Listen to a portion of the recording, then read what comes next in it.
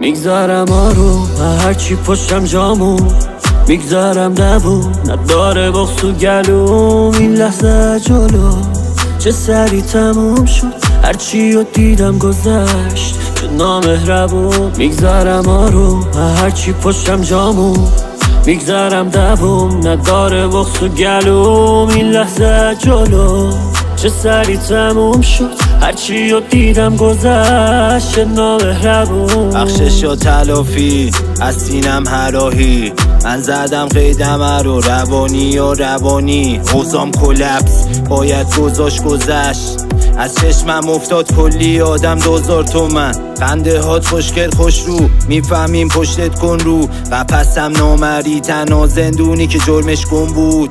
کلی بزد کشتم افتادم پا شدم پر پیمونتر، هر کیو پشت کردم خنجر زد کردش ضربه مهلک گندم. همسر کلی هم فکر کنسل، سر به سمت سنگ درکش سخته، رمزش تخته. نیستم این آدم ها رو فهمیدی مگه لاقل ما رو. طاقت تاق و تابم تا شد تا به داغم قاشق.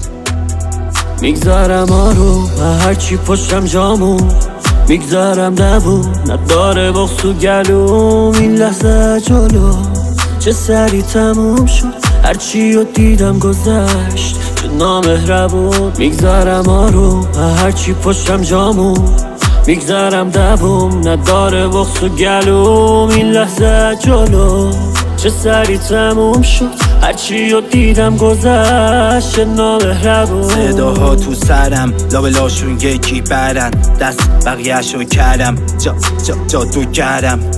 دستامو ول کردن اون کسایی که کردن دلگرمم. تنهایی سمتم سهمم از تنها دورین ترپندم.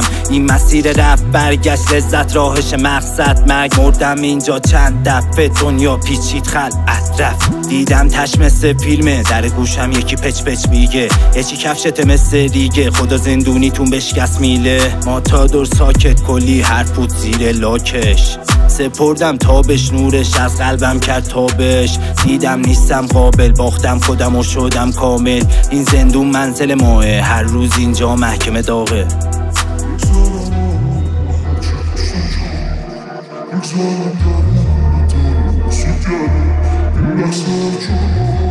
Just